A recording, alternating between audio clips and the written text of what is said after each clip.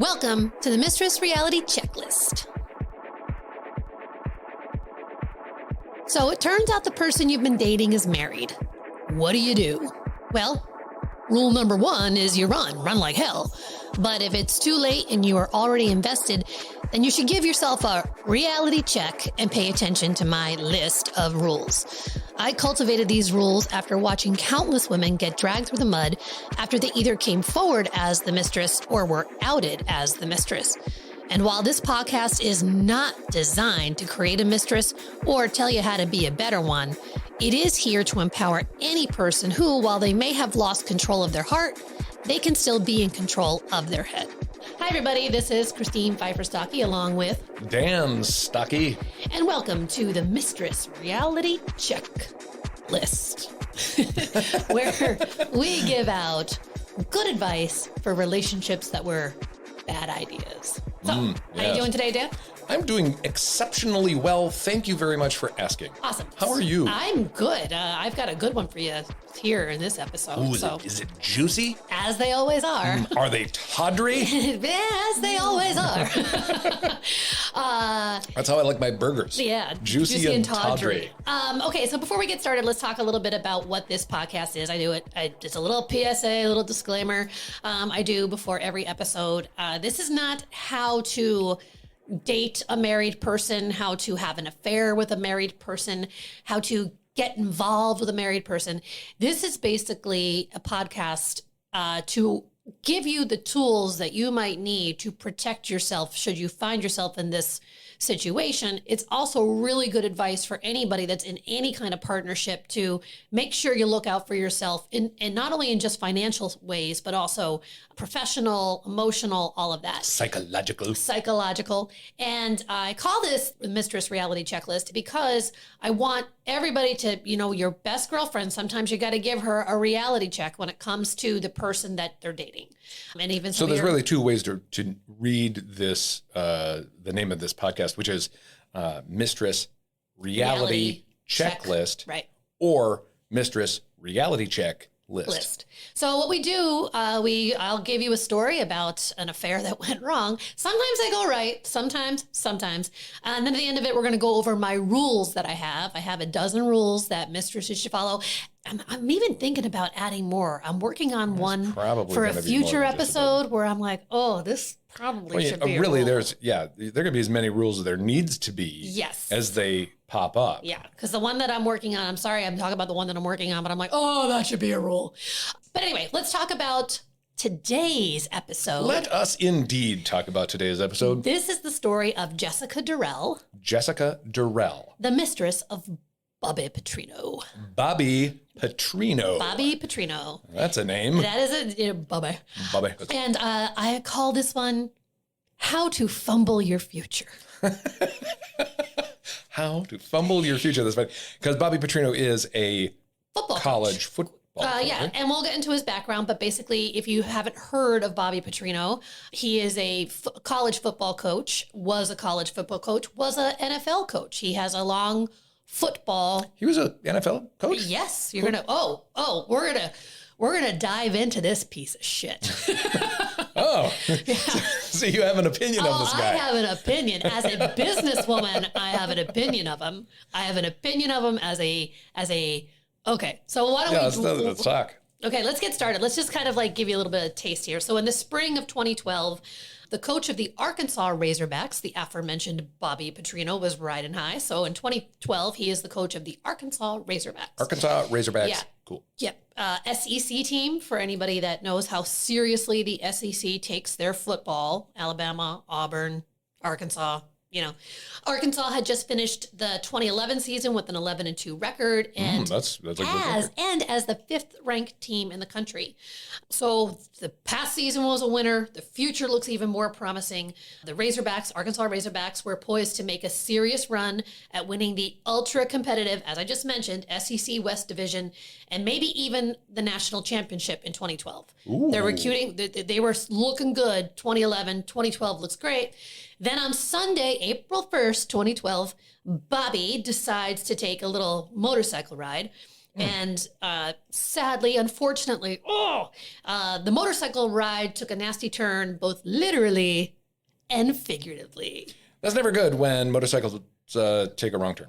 Right. And within a matter of hours, Bobby went from the toast of Fayetteville, Arkansas, and the king of their football nation to basically a scandal-plagued and out-of-work adulterer. Well, that sounds fun. The end. No. Thank you for listening. Have a good day. So let's talk about how we got there. Okay? Yes, please. So Bobby Petrino was born in 1961. Okay. Grew up in Montana. Attended the local college, Carroll College, and graduated with a degree in physical education and a math minor. Both good things for coaching. Yeah. And while at Carroll, he played quarterback, and he began his coaching career there as well as a graduate assistant during the 1983 season. So, and Bobby's father was a college football coach. I think he coached at Carroll as well. So coaching was in his blood, So, sure. A family line of coaching. Family line of coaching. So after graduating college, Bobby went right into coaching football, where he did stints as an assistant coach, quarterback coach, and even did some time with the Jacksonville Jaguars in the NFL. Oh, so all right. He's kind of bopping around. He was. I'm sorry. What kind of coach was he? Jacksonville Jaguar. I think he was offensive coordinator. Okay. All right. I'll double check my notes. Pause, please, because I just want to make sure I get this right. I don't want to. Okay, hold on. Quarterback coach and an offensive coordinator. Oh, so all right. He was there for 3 seasons. He was there and he did 2 times as the quarterback coach. Two terms. Is that what it's called? Stints. Terms, stint time, all that kind of stuff. So he bops around as assistant coach, offensive coordinator. So, and then in 2003, he got his shot at being a head coach at Louisville, in Kentucky. And by 2006, Louisville got an invitation to the Orange Bowl, which is only the second time in their school history they've been invited to a major bowl game. So Bobby's doing good at Louisville. So he's there from 2003, and by 2006, he's got them 3 years. He's turned him around. Boom, he's in a bowl game. Think like that first season wasn't a great season, and he just, good coach, turned it around, gets him into the Orange Bowl. It hasn't happened often in Louisville's history. So then on July 13th, 2006, so the Orange Bowl is January 1st or around that time of 2006. So a couple months later, Bobby signed a 10-year, $25.6 million contract to stay on as head football coach. At Louisville. The deal gave Bobby a raise from $1 million to $1.6 million annually. And he would have been paid out $2.6 million in the final year of the deal. He got a good deal, Yeah. So that sounds like a healthy deal. Right. So on July 13th, 2006, signs his contract, and then on July 7th, 2007, less than 6 months after signing the contract with Louisville, putting his name on the line, he accepts a job coaching for the Atlanta Falcons. What the heck? So, Bobby. And again, this is where I go back to okay, you just signed that contract, and then 6-7 months later, you've done the recruiting, you've promised kids, and I get that people have got to move on their lives, but he just signed a major deal. Yeah, major deal. Yeah, your name's on the dotted line. That's it. Sorry, NFL comes a calling. Too bad. And again, I go back to he just freaking signed it. It was another thing if it was like 1-2 years ago, but yeah. So he gets a deal with the Atlanta Falcons, and he goes to coach the Atlanta Falcons. It was not good. It doesn't go well. He didn't turn them around in 3 years? He didn't turn them around. So, and again, first season, so he's going to go coach for them, and he's, not going well. And on December 10th of 2007, the Falcons are in the bottom of the NFC South, 3-10 record. Ooh. Bobby resigns. Wait a minute. Wait a minute. How long was he with the Atlanta Falcons? 1 season. 1 season. Ish. So it wasn't even like he could turn him around. He had 1 season, so right. So he signs this deal, and it's a $24 million contract, 10-year deal, $24 million. So he signed a 10-year deal with Louisville. Boop, I'm out of there in 6 months. Signs a 10-year, $24 million deal with Atlanta. He's out of there in 10 months. Yeah, 1 year. That was his decision to leave. They didn't get fired. Nope. Because he accepted the deal to go coach at Arkansas. Arkansas. He didn't even spend a full year in the NFL. Wow. So he walks on that contract. Now in a way, this guy is like cheating on his jobs. Yes. Okay, that is a good point. There's the pattern right there. Here's another thing why I called him a piece of shit. Bobby, piece of shit, Petrino. So he resigns. You know, the team is in the toilet, and he resigned less than 24 hours after personally promising the owner, Arthur Blank, that he was not going anywhere. So he comes in on a Monday. Arthur Blank says, "Hey, shitty season. Here's looking to next year. You're good. You're staying, right?" I'm paraphrasing. I wasn't in the room. Yeah. You know, and he says, "Arthur, Mr. Blank, co-founder of Home Depot, I am not going anywhere. You have my word that I am staying with Atlanta. I am dedicated to Atlanta.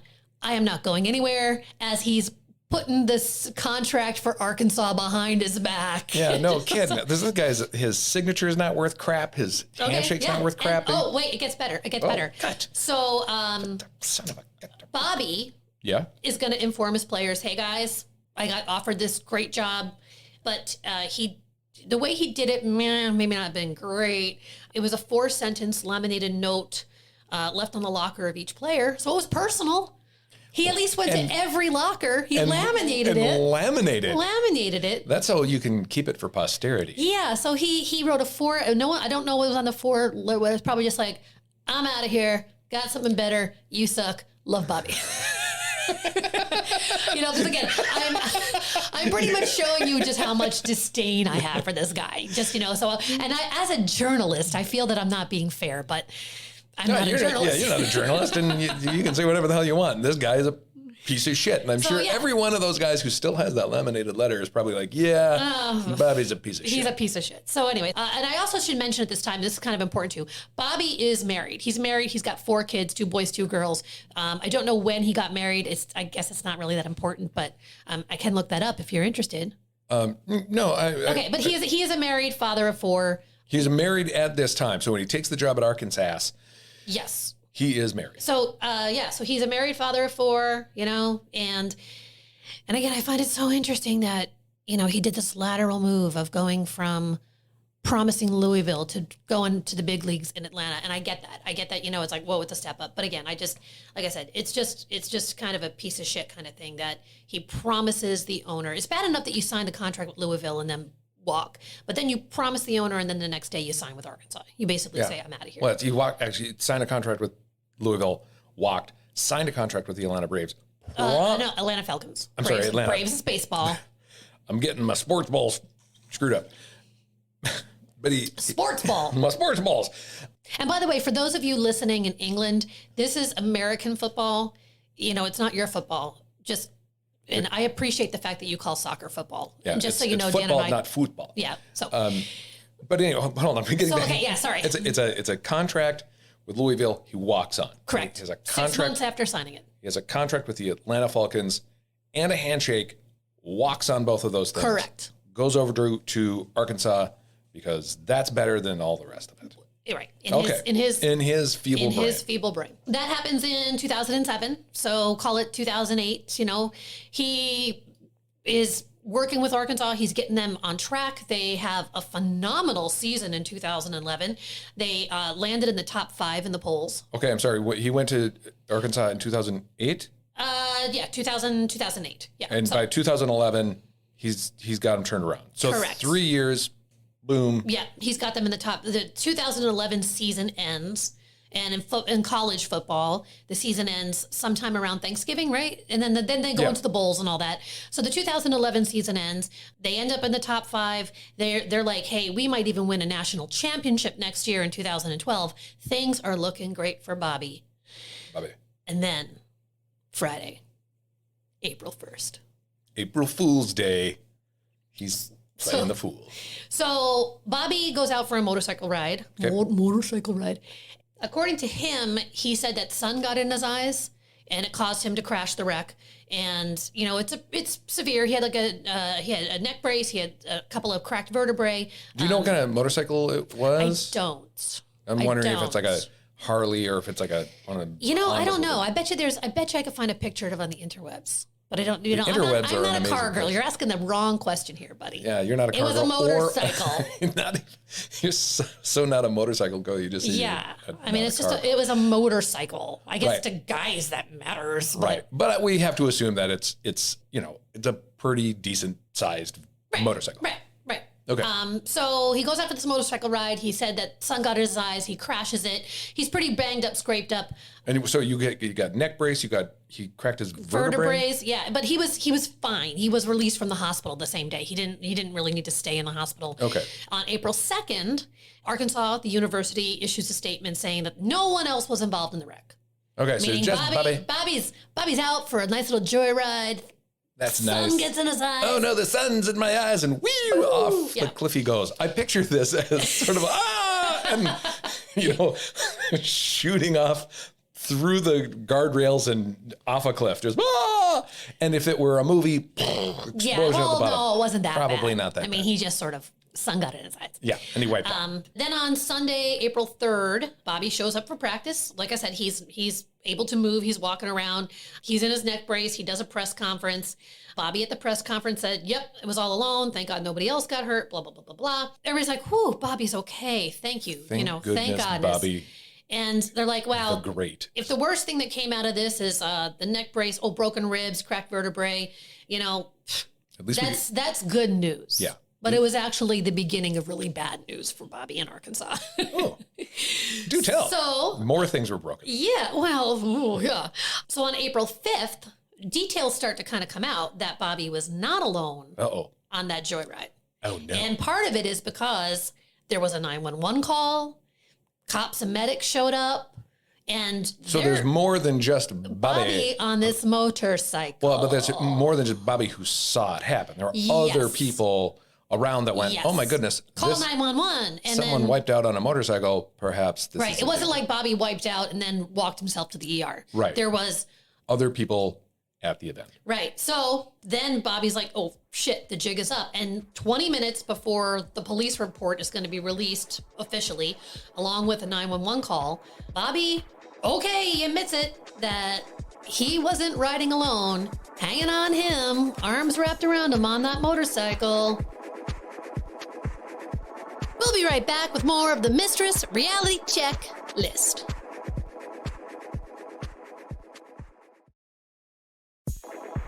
Welcome back to the Mistress Reality Check List. Bobby, he admits it, that he wasn't riding alone, hanging on him, arms wrapped around him on that motorcycle, was Jessica Dorell. Jessica Dorell. Ooh. So she's not like the star quarterback. Nope. And he wasn't just giving a stranger a lift. It wasn't like this girl was hitchhiking and just like, hey, want to ride? Jessica Dorell has more of a background with Bobby than and now we're gonna get into that. All so right, let's hear it. Jessica Dorell at the time of this accident was 25. 25, and how old was Bobby? Let's see. He was born in 61. So, we're doing math again. Oh no, not God. Just damn math. Probably. Okay, so if he was born in 61, and this was 2000. So this is 2011. Yeah. So he was 51, 52. Right? No, wait. 50, no, it's 50. 50, 50-51. Yeah. And 50, 51, depending. 50, 51. Okay. Woohoo. We're never going to do an episode where we don't do math. So stupid math. And again, by the way, it doesn't really matter because age shouldn't matter in a relationship. Maybe if you're married before kids, that should matter. Well, that probably should matter. But just to get a gauge, he's 50, she's 25. 25, she's right. Half his age. Right. So Jessica, let's talk about Jessica for a little bit. Jessica attended Arkansas. She was a former first-team SEC volleyball player and graduated in 2010 with a master's in business. Master's in business administration. Bobby and Jessica became friends while she was at her job as a fundraiser for the Razorback Foundation. Okay. Is this for like alumni or? I exactly. Yeah. Just basically, we're raising funds, Razorback Foundation, all that kind of stuff. Sometime in April of 2011, this kind of casual hey, you there. Hey, I see you. Hey, you're raising money. Hey, I know you. Started to turn into something more. They started having lunch together. And it starts with lunch. It always starts with lunch. There's a web. I wonder if that dating place still exists. It's Just Lunch. What are you talking about? A dating place? It's Just Lunch. It's called It's Just Lunch, where they focus on going out to just to lunch with people. So there's no like drinks. It's just lunch. No drinks. So there's no stupid decisions being made. Right. Okay. Hey, sponsor me. So they start going out to somewhere in April 2011. They start having lunch together. And then at one point in September or October of 2011, according to Bobby, they're at lunch and Jessica asks him, "Are you going to kiss me?" Oh. And he does. Oh. Ooh. So she's according to Bobby. Now let's face facts. All this information is coming from Bobby. It's coming from Bobby. Jessica, well, we'll get into, but most of it's coming from Bobby. And a lot of it came from the university doing an investigation into this, because it gets deeper. And I'll explain why, like, all of this came from the university having to conduct an investigation. So it's much worse than just the motorcycle accident, much worse than he had a girl, much worse than he was having an affair. Ooh. So sometime between April of 2011 and February of 2012, there were over 300 phone calls between the two. And also I've read conflicting reports where some say 4,000 text messages and some say close to 8,000 text messages. Holy hell now. Hold on. Now we're going to have to do math again, though. The wipeout happened in 2012, April. Right. So this has really only been going on for a couple of months. April 2011 to February of 2012, and we'll get to what. Well, it would be through March. It would be like 1 year then. 1 year. Yeah. Okay. So in 1 year, they sent 8,000 text messages to each other. Yeah. 300 calls, which basically is a call a day, give or take. Yep. I'm trying to do the math on 8,000 text messages. Well, and again, this is what's interesting about the conflicting reports. Was it if they say, some say 4,000, some say 8,000. I'm like, wait, 4,000 each or 8,000 total, or Yeah. How are they counting? Is it just his, or is it his and hers? Right. So over the course of this, we've established about a 10-month affair. 4,000 would be like 10. Oh my God. A day. Okay, this is where. And then don't tune out. don't just no. Hey, no, this is about math, right? This podcast is about math. Oh no. Okay, let's just okay, keep going. Okay, we're good. Go. So keep going. So during the course of their 10-month affair, Bobby had also given Jessica gifts ranging anywhere from flowers and candies to about $20,000. Okay. I don't know if it was all in one check, but all totaled, it was about $20,000. Flowers, candy, and cash. Correct. And according to a report from the Associated Press, Jessica used the money on a car, a vacation, and wedding expenses. Wedding expenses? Yes. Whose wedding expenses? Hers. Because Jessica was engaged at the time. Oh, so... And she was set to get married sometime mid of 2012. Oh my God. So they're both cads. Yeah. So if I forgot to mention that Bobby was married and Jessica was engaged, that slipped my mind just about as much as it did Jessica's. That's not a good thing. It's just really not a good thing. Her fiance, Josh Morgan, was the assistant strength coach for Olympic sports at Arkansas. And I believe he worked with the swim team. He too was working at Arkansas. So she's working for the Razorback Foundation. Josh, her fiance, is working at Arkansas. And Bobby's working. And Bobby is obviously working, right? They're all working for Arkansas. They're all working for Arkansas. You can see where the HR problem starts to develop. It gets worse. Oh my God. Okay. Well, keep it coming, girl. So according to Jessica, she and Bobby had been intimate 4 to 6 times between. Dan's making a face. Just intimate. They put their bits together. They put their bits together. They were intimate 4 to 6 times, which I think is funny that she can't really remember. Yeah. Since September of 2011. So we can round that to 5, right? So we can do the math in April they're going out to lunch. September, October they kiss, and then she says September of 2011. That's when they started becoming intimate. Getting it in. And their last encounter, and this is so college sports. Their last encounter was around National Signing Day on February 1st, 2012. And I remember the day well. Yeah, it was National Signing Day. And for those of you that don't know, and especially in college sports, it's a big deal when a high school all-star or high school player decides which college to go to. It's turned into a giant thing now where there's media involved. It's a big to-do. Like, they have these hats laid out and they'll put the hat on or they'll give a big reveal of where they're signing for. So, it is a pretty big deal. So I'm not surprised that she remembered their last fuck. Yeah. I mean, frankly, I think that we should put this into our routine. National Signing Day is like a day of sex. Yeah. I hope you're all thinking about us. I'll put a hat on you. Yeah, but the trouble is there's more than just one National Signing Day. Yes. Yeah. I mean, there's one for like women's sports and college and absolutely and then like basketball and I am getting horned up just thinking about it. Okay, so this is when Jessica says, boom, our relationship was over because in March of 2012, Jessica told Bobby that she wanted to apply for the job of student athlete development coordinator for the Arkansas football program. So she would work directly for him. Student athlete development coordinator for Arkansas football. She wants to apply for this job. The position helped organize recruiting and assist with eligibility questions for the football team. So getting back to the whole National Signing Day, it kind of works in concert with that. It's like Bobby, that was I'm glad you signed that kid. Let's do it. Oh, and by the way, I kind of want to work for you. Right. So this position would have Jessica working directly under Bobby.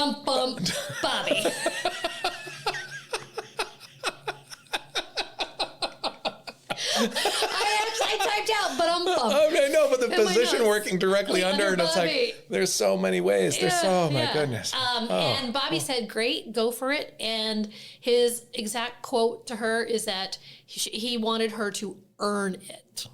So. Oh, all right. So she wasn't earning it already. 159 people applied for the job. Out of that 159, 23 candidates had greater experience in the 4 years that Jessica had. 9 of those candidates had experience that ranged from 10 to 21 years. Wow. In the end, only 3 people were interviewed for the position. Jessica was interviewed on March 12th, and on March 28th was given the job at the annual salary of $55,000. Nice. Okay, so she good for her with all of her skill and experience. Exactly. The way she can get under him in that position. To be fair, she was hired by a committee. Now, Bobby was on that committee. Okay. Yeah, so it wasn't just like, a blind, like when, what was it? Tori Spelling said she auditioned for 90210. Yeah. And she's like, I changed my last name so nobody would know that I was Aaron Spelling's daughter. It's like, no, shut up. Yeah, shut up.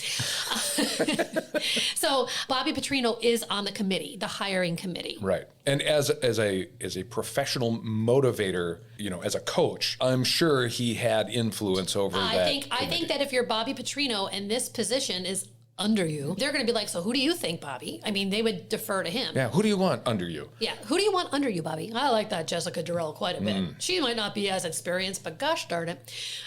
So a few days later, she's hired on March 28th, okay?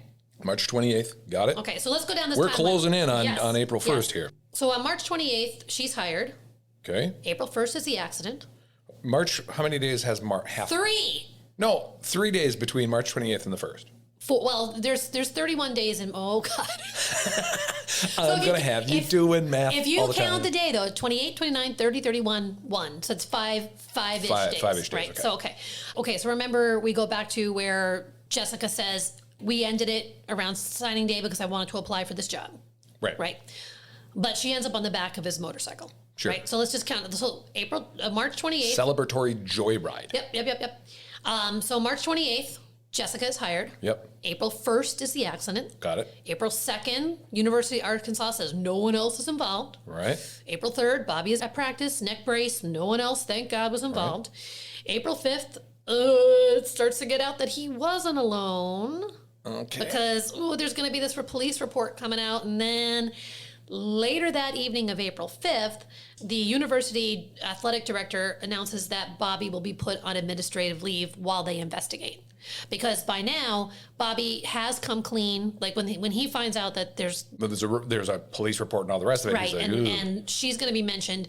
He comes clean. They're like, okay, we need to investigate this because now this is not a random woman on the bike that you're having an affair, which was bad enough, but this is now an employee that you had a say in hiring. Yeah, this is HR badness all over the yes. place. Which is the original title of HR Puff and Stuff.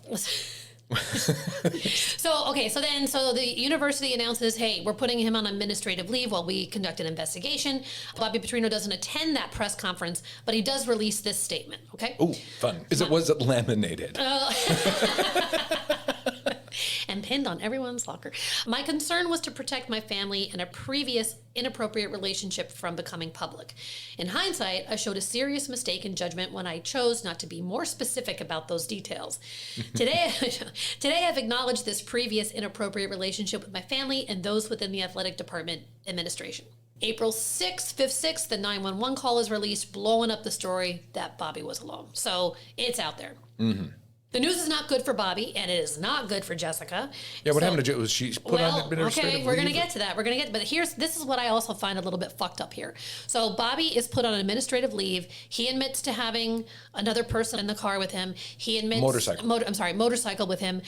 To be fair, I don't know if it's got out that it was Jessica Dorell yet, because on April 9th, this people starts a Facebook page for a rally to basically forgive Bobby and to bring him back, don't fire Bobby. Oh my. So right off Jump Street, then everyone is behind Bobby. They're supporting him. Yeah, they don't know, but some Arkansas student football fans, all that kind of stuff, they started this Facebook page. They were going to have a rally. Don't fire Bobby. Keep Bobby. Bobby is amazing. We love Bobby. Bobby. But on April 10th, Bobby is fired. Ooh. He is let go. So the Facebook page didn't work. A Facebook page rally didn't work. Okay. So Bobby is fired for a multitude of infractions. I can only imagine. You have a list? I have a list. One of the people that part of the team investigating this, one of them was the biggest thing. Well, one of the biggest things was, you said the affair was over, but she's on the motorcycle with you. Is the affair over? I mean, because if, let's just even go back. If it ended on February 1st, like you said, yeah, we still have a shit ton of problems if you did hire this girl and it got out. But now she's on a motorcycle with you. Yeah, days after being hired in this position. Yeah, and so is it truly an innocent ride? Oh, she needed a ride home. Whatever. He said that they always said they were going to go on a motorcycle ride together. So whatever that means. That was basically his quote. Just like, that sounds like a bucket list. Yeah, we always said we were going to go on a motorcycle ride together. We always said we'd go on a motorcycle ride together. And today was that day. So the team investigating this said, okay, number one, we don't really think the affair was over. Not coming clean about the affair, even though he was given every opportunity to. And again, this is why this guy is a piece of shit. He was only going to do it because the police report was coming out. And I get why you don't want to come forward with the affair if you think you can hide it. But with any lie, it's not the lie, it's the cover.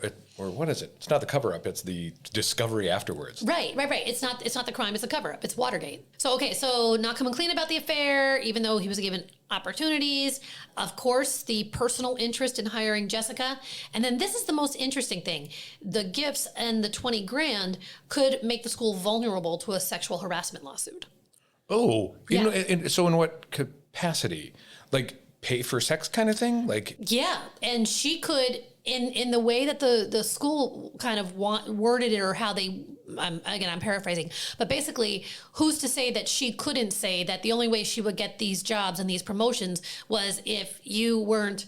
Yeah, she could spin that in a way that's right. Like, I was forced to have sex to get this job. And again, it's one of those things too where, and you and I have worked at places where you have to disclose your relationship. Yeah. You just can't, and I've been in workplaces where if you start dating each other, you need to disclose that so that HR knows, so that HR, So if, like in our instance, we're together. So if I slap you in the ass, which I do. But I'm your wife and that's different. I know, but people need to know that. Otherwise it looks weird. But just because you're my wife, slap you in the ass. By the way, just so everyone knows, she also slaps me on my ass. It is a very much reciprocal ass. We'll be right back with more of the Mistress Reality Check List.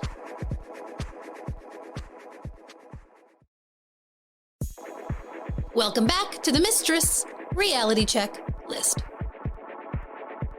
Like in our instance, yeah, we're together. So if I slap you in the ass, which I do.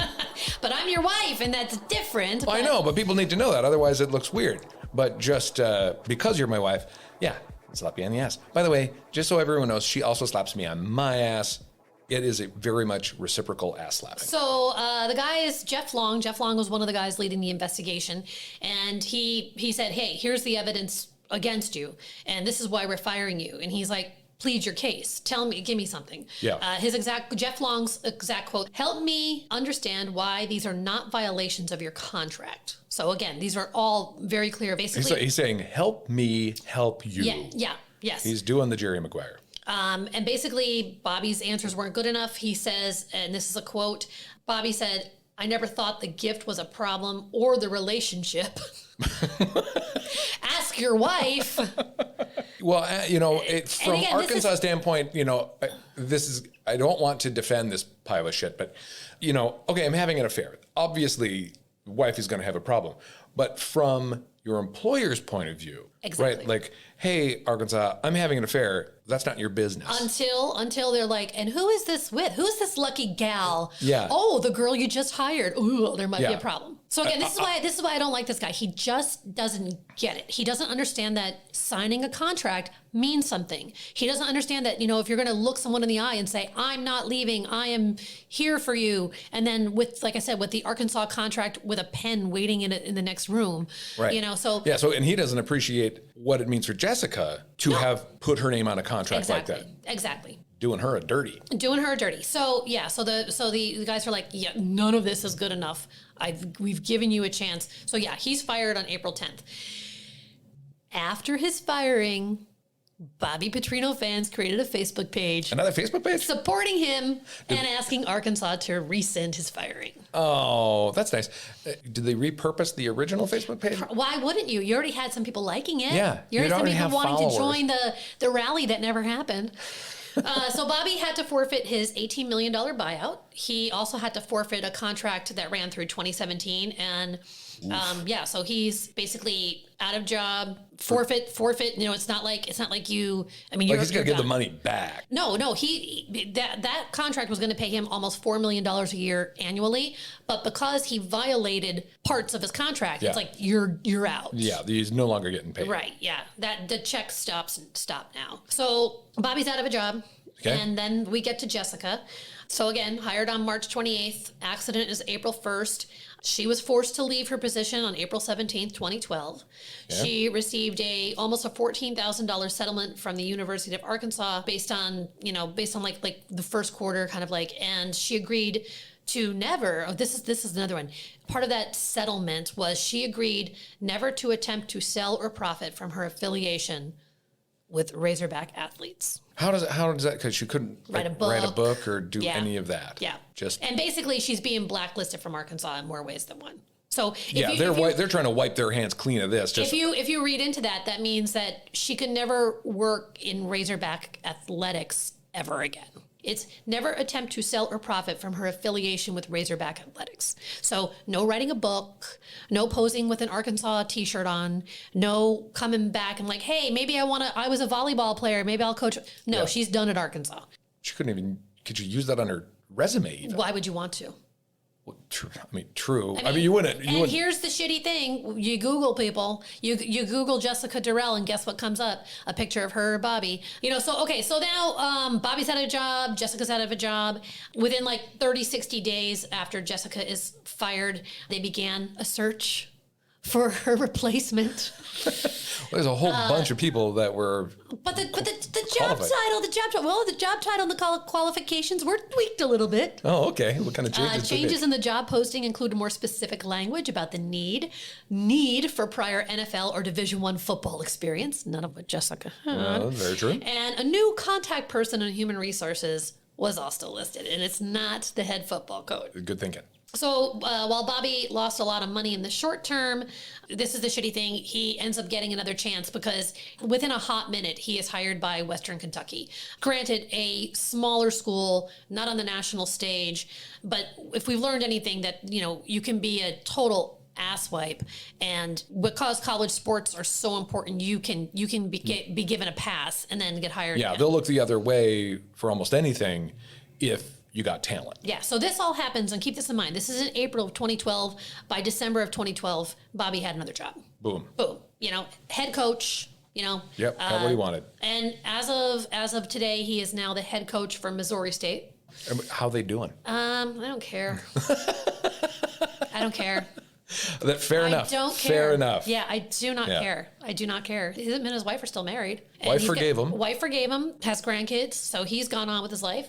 And so let's talk about Jessica. She had a wedding coming up. Yeah. She was picking. Was that canceled or did she It was put on hold. It was put on hold. And the sad part, and this is we're going to do a little bit of a dive in this when we get to the rules part, but she had a Facebook page for her wedding. Sure. And she just got inundated with bad comments. Bad trolls, just bad comments. The other interested, this is just so, again, this is why Bobby, Bobby. he has Facebook pages saying, don't fire him, bring him back. Her wedding page is not only trolled and defaced and horrible comments, but some of the people signed on as like other SEC football coaches and said, gross. Why don't you come over here and fuck this guy and just, so I got a position for you. Yeah, exactly. Ew. So then by August of 2012, Josh, Jessica's fiance, was hired as director of aquatic strength at the University of South Carolina. And Jessica ended up working at the University of South Carolina as well as assistant coordinator of marketing and business partnerships. Pretty good job, I think. Yeah. That sounds pretty good. And then on a happy note, her and Josh did get married in February of 2013. So he forgave her. Forgave her. For that as well. Okay. I don't know if they're still married. I mean, you can do a Google search, but it's really kind of funny. There's a million bajillion Josh Morgans. And if you do a Jessica Dorell Morgan, Jessica Morgan. Again, saddest thing is when you pull up Dorell, you get picture of her. Yeah. So I don't know if they're still married. I hope they are. This is just one last thing that, so Bobby moves on with his life. He's still married. I guarantee he's probably had affairs because this is obviously this guy's a piece of shit that cannot keep his word, whether it's marriage vows or promises to a Arthur Blank or a football team. Right. But this is what I found one of the most saddest parts, and I don't want to end it on a bad note, but this is why we're here, is we'll just talk about, again, Facebook pages for Bobby saying, keep him, he's great, he's awesome, Jessica, you're a tramp, you're a whore, Right. And after all of this came to light, Sports Illustrated did an article about this, as they should. I mean, they should. Okay. And this is why I find it always so sad for the mistress. And I'm going to kind of do a little bit of quote here. Christiane Herder was one of the candidates. She was one of the 158 people that applied for the job. Okay, and didn't get it. And she was a Cal grad. She had worked in recruiting offices at Stanford and Washington. And in the article for Sports Illustrated that was published, it was published in April of 2012, she wrote or said that, quote, the bottom line is that perception is reality. Because of Jessica Dorell's actions, there will be a greater suspicion of all women who apply and interview for these jobs. Sadly, we don't need another excuse to be unfairly scrutinized. Oof. I'm not here to beat up on Christiane Herder at all because I get what she's saying. We've learned that, if we've learned anything from like Elizabeth Holmes and Theranos, there's validity to that. I mean, it's hard enough as it is to do anything really as a woman in this society, and then when women go and screw it up or make it look unfair or whatever, they're not doing other women any. Exactly. So service. I am not here to complain about what Christiane Herder said. I just find it always unfair because of Jessica Dorell's actions. And I do get that. I do understand that. One of the things we talk about, one of our rules here is if you find out he is married or she is married, run like hell. Well, that's the main rule. That's the main rule. Don't be a mistress. So I do get where I 100% get where Christiane is coming from. But again, I would have loved for her to say because of Jessica Dorell and Bobby Petrino's actions. And again, I'm being really picky and really unfair, but it's just this is why we do this podcast. Because if you are the other person, you are more often than not going to get the really shitty end of the stick. Yep. Professionally, monetarily. It just doesn't end well. Right. And you can argue, love. And we'll get. But love doesn't. You can't choose who you're going to fall in love with, or fall in lust with. Right. And so, they hit it off. They had this relationship. These things happen, but at the same time, man, you got to be smarter than your libido. Yeah. Sometimes. Yeah. I mean, Jessica should have known even before the job became available. This is just a bad idea. Bad idea. All the way around. All the way around. So that is the story of Jessica Dorell and Bobby, piece of shit, Petrino. Jessica Dorell and Bobby, piece of shit, Petrino. Okay, so now let's talk about the rules that Jessica broke. Okay. And again, we always start with number one. If you know he's married, run like hell. But that's unfair because sometimes when you're dating somebody and then you find out she knew he was married. So we're not going to count that as one of the rules. So rule number one for Jessica: if you are fucking your boss, go get a new job immediately. Abso-fucking-totally. If you can't outthink your libido, like, man, I just really need to be getting into a position with this guy, but it's going to look bad on me, the potential HR issues. If you can't be smarter than your libido, then go get another job. That's number one. If you are in a position where you are fucking your boss, and especially if your boss is married, first of all, fucking your boss is not good. Those are the kind of relationships you need to disclose to human resources. And it might be embarrassing and it might be hard, but at the end, this is about protecting yourself. It makes it that much harder for Jessica, or for the mistress in this situation, to protect herself when you're doing something so egregiously wrong, not only to society standards, but within a business. Within a business, because that's the thing. It invokes lawsuits. As Jeff Long, one of the investigators for Arkansas, said, you opened us up to a sexual harassment suit. Because had this not been discovered, and if Jessica was that person, it could easily. She's got calls, she's got texts, she's got, I do this, I get that. She could have went wacko and just. So that's why it's so important that if you are in a relationship with someone that you work with, disclose it to human resources, even though it's hard. Mm-hmm. And even though, human resources should not be able to tell anybody about it, but that really protects yourself. If you are fucking your boss, go look for a new job. Go get a new job. Go get a new job. Just go get a new job. It should be if you can't stop fucking your boss. Yes. Go get a new job. Go get a new job. The other rule that happened here that was broken, someone always finds out. Someone always finds out. That is a good rule. I like that rule. So if you're conducting this affair in your head, you should be saying someone's going to find out. I don't know how they're going to find out, but someone's going to find out. Someone's going to find out. Like, even, let's take the motorcycle crash out of it. Just being on the back of a motorcycle, I mean, you're exposed. It's not like you're in a car and you can duck down. Yep. It's like, I have a theory on how the motorcycle crash happened. Here we go. Ready? Sun got in his eyes. No, sun did not get in his eyes. What happened was, she's on the back of this motorcycle. Arms wrapped around him. And they see someone that, oh my God, they can't be seen together if this person sees them. So she tries to duck like she's in a car. Unbalances the motorcycle. They go over. She tries to hide, and boof, down they go. That's exactly how it happened. That's exactly how it happened. Well, I'll put money on it. I tried to find the police report, and I couldn't find the police report. That's my story. I'm sticking to it. I think it's a brilliant, brilliant story. But again, he said the sun got in his eyes, so the police report could be anything. But I mean, it's right. I don't believe sun got in his eyes for a moment. This guy's a lying pile of shit. He's a lying pile of shit. And sun got in his eyes. Sounds like he's a lying pile. Don't do my homework. Now screw you, buddy. Yeah. Oh, wait! I didn't sign that contract. No. I'm going over sun here. Sun didn't get in his eyes. His mistress tried to duck into the car, but she wasn't in a car. All right. So far we've covered, if you are fucking your boss, go get a new job immediately. Yep. Know that someone always finds out. And this is another one. Prepare to always be known as the mistress. Because as I have said before in this episode, you Google her, that's what comes up. Yeah, she is Bobby Petrino's mistress first and foremost. Yep. After that, any other accolades she gets, correct, this thing is going to be top of the list. Correct. So I don't know if she goes by Jessica Dorell Morgan or Jessica Morgan, or if they're still even married or whatever, but it is one of those things where you got to think about your kids Googling it. Especially in this day and age. Being a mistress now, someone is always going to find out. Someone's always going to find out. You're always going to be the mistress. And man, that lingers forever. And isn't it interesting too, that pretty much what I could find, and again, I'm not a super sleuth, but what I could find about Jessica Dorell stops right around early 2013 when she gets married.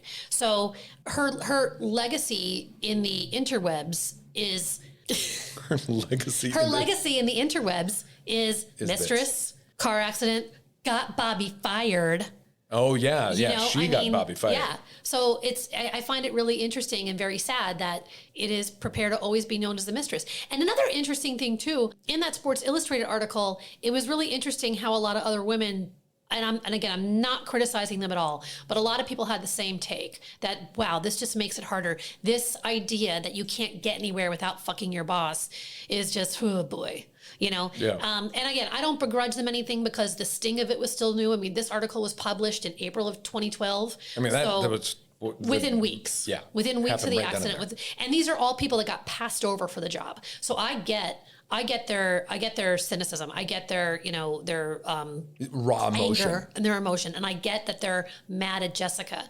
I think as women, we just need to kind of really not go after the woman that should have known better and take a look at the piece of shit that is committing the crime but the discretion in the first place. You are married. You are a person of power. Yeah. First and foremost, the guys in these situations, they're the shitheads. Correct. They're cheating on their wives. Correct. Bobby Petrino is a pile of shit for cheating on his wife. Let's just start with that one. Yeah. Let's forget about all the shitty things he did to the Atlanta Falcons and Louisville, but let's just talk about the fact that he cheated on his wife, the mother of his 4 children. Yeah. Let's just talk about what a piece of shit he is. There you go. We're gonna leave it. We're gonna leave it with that. So, Jessica Dorell, Morgan, if you are out there, just know that I'm not gonna say that we support you, but we get it. We get what happened. You were 25. You made a mistake, but at the same time, how do I want to put this? All the anger directed at you was unfair. It was directed at the wrong person. Right. They can be angry at you. No, people can be angry at you. But the fact that it wasn't equitable. That she took the brunt of it. That's took the brunt of it. And that's why we're here, because it is giving a voice to the mistresses that we're giving good advice to relationships that were bad ideas, and we're here to give you a reality check. So thanks for listening. That's it for this episode. That was indeed juicy and tawdry. It was a very good burger. It was a very good burger. Until next time, you guys, we'll catch you on the flip side of the Mistress Reality Checklist. Bye. Thank you for listening to the Mistress Reality Checklist. The Mistress Reality Checklist is produced by This Never Happened and recorded in beautiful downtown Duluth, Minnesota.